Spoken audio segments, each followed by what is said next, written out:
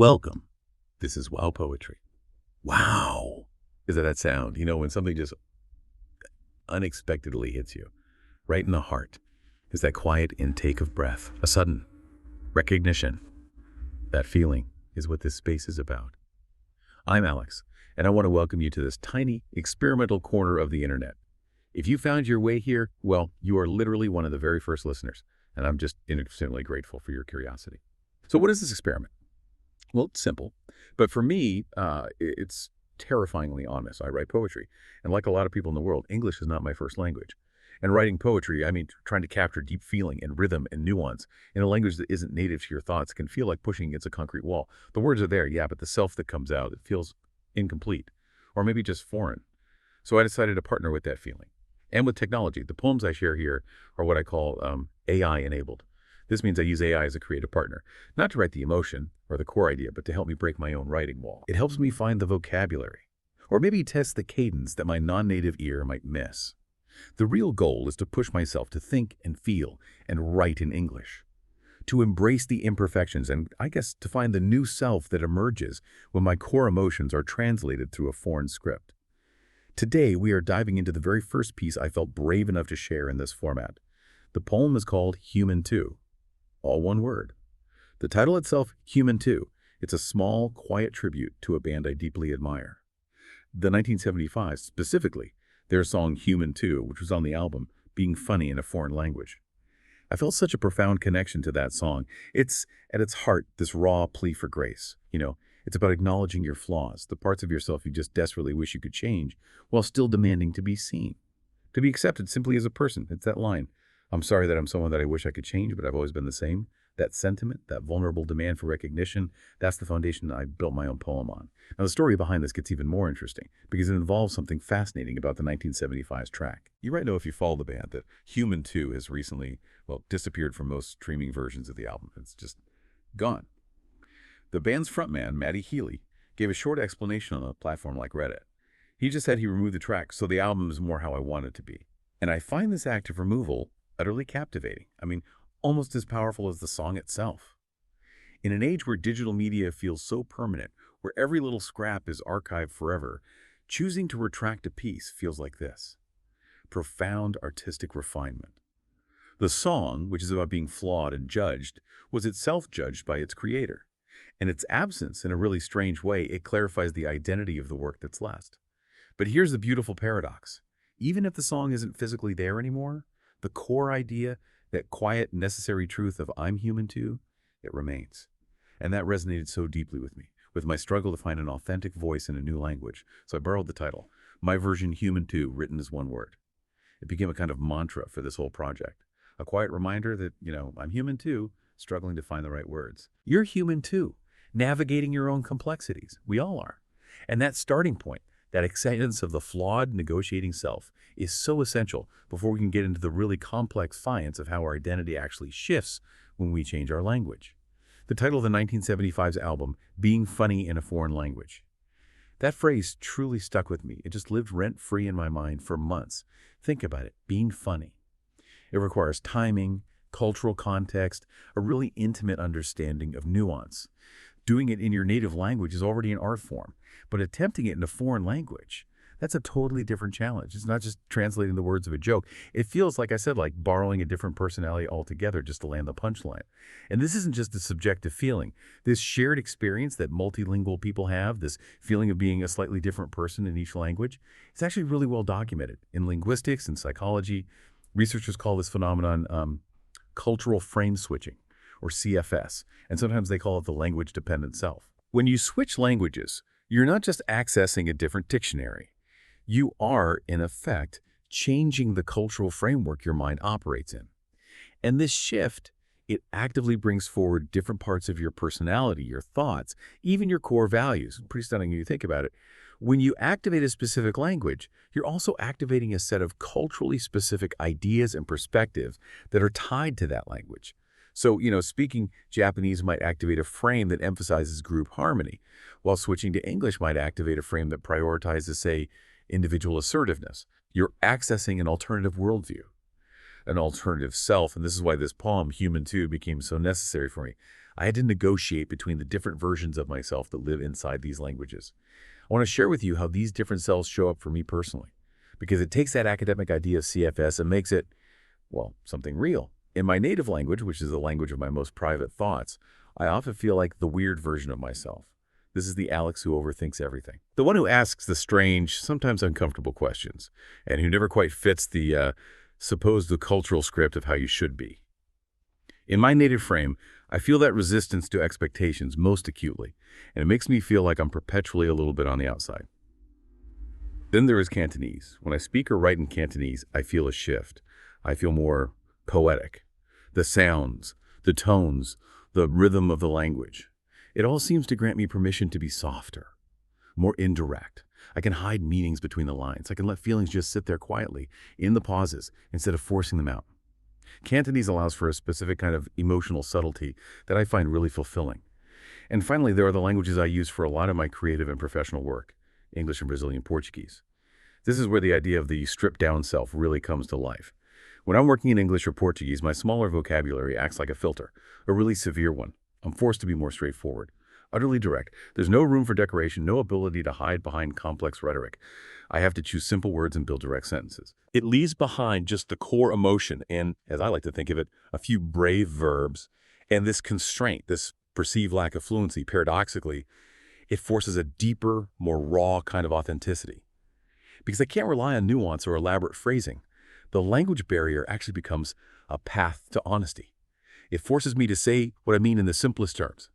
So my poem, HumanToo, it's written in this straightforward, stripped-down English self, but it carries all the others inside it. The strange, overthinking self, the subtle, poetic self, and the direct, emotionally distilled self. The whole poem is a product of these different versions of me negotiating for space inside a second language. So we've used my own experience to kind of frame this idea of the shifting self. But I want to spend a little time now digging into the academic roots of it, because the idea that just switching languages can radically change your internal worldview. It's not just a feeling. It's deeply researched, and it's profoundly complex. Let's go back to cultural frame switching, or CFS. We said it's when multilingual people access different culture-specific mental modules based on the language they're using. It's like a switch in the operating system of your values. One of the most fascinating areas of research is how CFS affects attributions, which is, how we explain why things happen. There was a classic series of studies done mostly with Chinese American biculturals that showed this perfectly. The researchers found they could literally flip the way participants judged a situation just by showing them cultural cues. So when these bicultural individuals were primed with powerful American icons, like imagine seeing images of Superman or the Statue of Liberty, they tended toward internal attributions. That means they were more likely to explain an event by blaming it on an individual's personality or their choice. So for example, if a car swerves off the road, the internal attribution is that driver is careless. But when the participants were primed with powerful Chinese icons like the Great Wall or traditional symbols, they immediately shifted. They moved toward external attributions. In this frame, that same car swerving is explained by the situation. The road was wet, or the driver was forced off the road.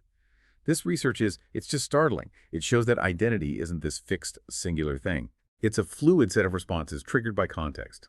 A simple visual cue, a language, an image. It can change how your brain processes causality. And this fluidity also extends to how we define who we are. Other studies focused on self-description. When the Chinese identity was activated, participants gave collective self-descriptions. They saw themselves and described themselves in terms of their roles within groups and their relationships. But when the American identity was activated, the self-descriptions shifted entirely. They emphasized individual traits, personal achievements, independence. The language frame acts like a switch for the very definition of I. Now think about my poem when I ask which me is acceptable, the restless one or the so-called successful. I'm grappling with this exact cognitive switch. The successful self is often the one dictated by that individualistic American frame associated with English. The restless self might be the more critical internal identity tied to my native language's cultural expectations. The conflict I feel is a direct emotional manifestation of cultural frame switching. And maybe the most surprising finding for me was that this can even touch what we think of as fixed, our core personality traits. Research with Spanish-English bilinguals who took standard personality tests, well, it revealed that personality is, to some extent, context-dependent. When these participants completed the questionnaire in English, they consistently scored significantly higher on extroversion, agreeableness, and conscientiousness. Imagine that. Simply answering questions in English made them appear statistically more outgoing, more cooperative, and more organized than when they answered the same questions in Spanish. So what does this mean? Well, it validates that personal feeling I shared, that I'm more straightforward in English. This directness, which comes from a limited vocabulary, might be interpreted by a questionnaire as extroversion. The foreign language self, forced to be clear and decisive, is perceived as a more highly functioning, outgoing personality. And this shift, it isn't just about presentation. It affects our emotional life, too. Studies show that people often use a different emotional vocabulary across languages. An emotion might have a single direct word in one language, but require a whole sentence to explain in another. And that difference affects the very depth to which we feel and process those emotions in that linguistic frame. For me, this explains why I feel more poetic in Cantonese. The language allows for that subtlety. English, in contrast, forces the emotion to be labeled with a brave verb. It strips away the nuance.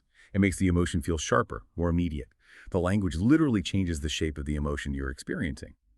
Okay, so the importance of recognizing CFS leaves the lab and enters the real world, often with dramatic and sometimes humorous results. When marketers fail to recognize that words carry different cultural associations, the results can be disastrous. You can't just translate, you have to transcreate. Take the infamous case of Pepsi entering the Taiwanese market. Their huge American slogan, "Come alive with Pepsi," was literally translated, and the result was horrifyingly inappropriate. The slogan translated to, "Pepsi brings your ancestors back from the dead." The failure there is just spectacular. In the American frame, "come alive" suggests vibrancy, energy. In the Chinese cultural frame, disturbing your ancestors is a deep spiritual taboo. What was refreshing in English became morbid and offensive. Another famous example is the Got Milk campaign. When it was introduced to Spanish-speaking markets, it was literally translated as "tien leche."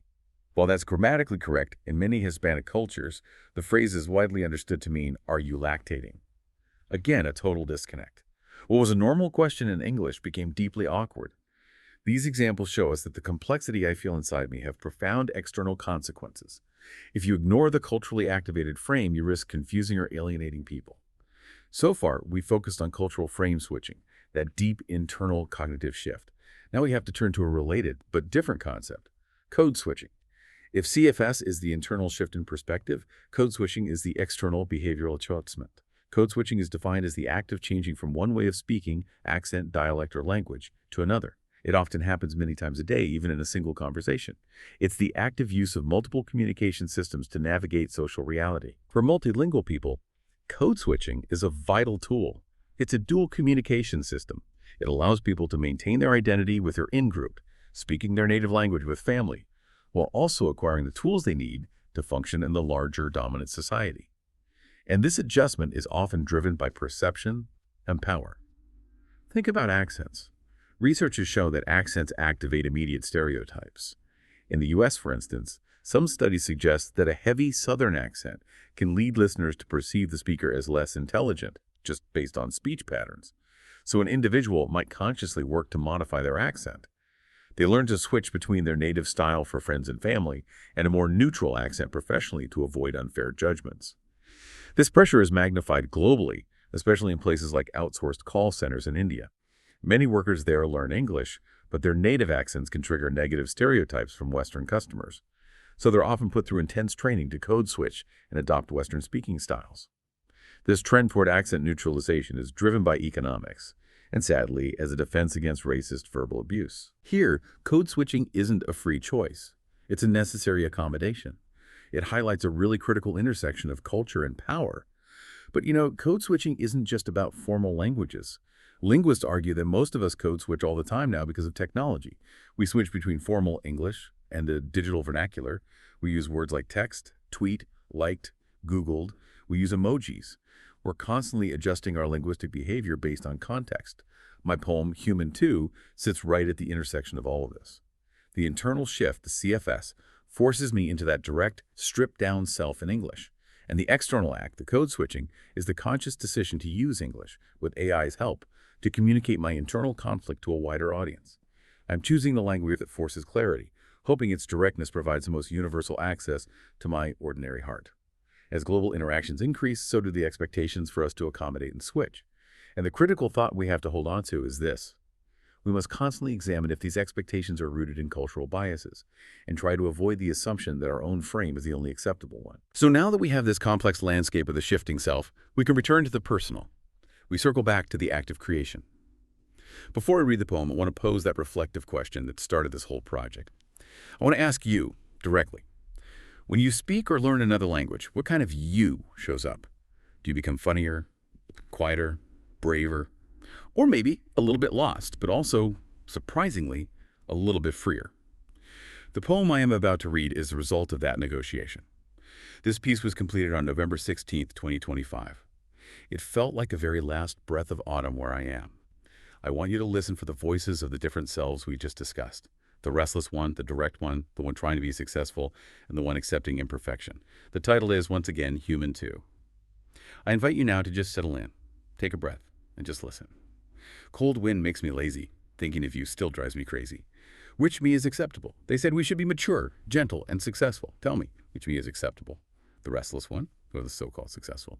Maybe one day they'll see we're all normal, no one is special, just ordinary hearts and lives that feel abnormal. Drowning in love that comes out of nowhere, numbed by routines we quietly bear, bound to the things we don't want yet still obey, and all the swallowed no's we never say. See, no one is special. Thank you for listening to HumanToo. That poem, in its stripped-down English frame, it tries to capture the core conflict of navigating multiple selves. We often try to live as 5 or 6 different people inside one body, don't we? There's the internal, emotional self, the one who is restless and honest, and there's the performance self, the one who aims to be mature and successful, the one required by societal code switching. There's the tired self, who quietly bears the routine. And there's the deeply caring self who swallows the necessary no's for the sake of peace.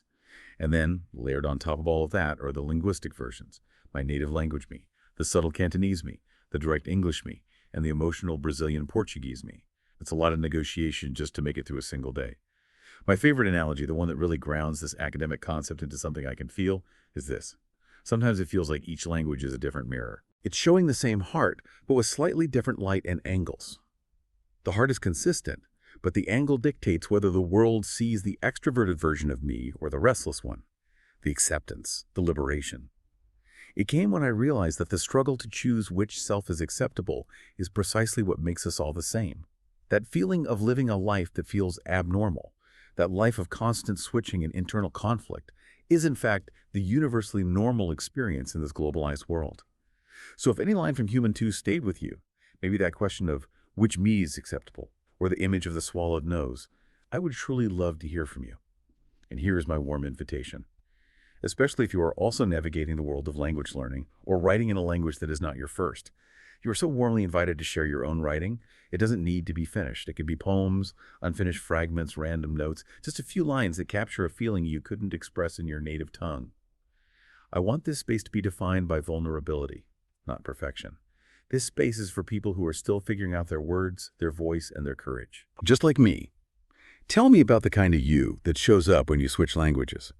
And if you have a line you've written in that language, in English or any language you are learning, I invite you to share it. You can leave those lines or links, and with your permission, I might read and reflect on them in a future deep dive here. Let's build a space where the negotiation of the self and the poetry that comes from it is always HumanToo. This has been the first reflective deep dive into WOWPoetry. Thank you, truly, for being the very first reader and listener to share this quiet corner with me. I'm Alex, and I hope the language you choose to speak today gives you the freedom to be the self you need to be. See you next time.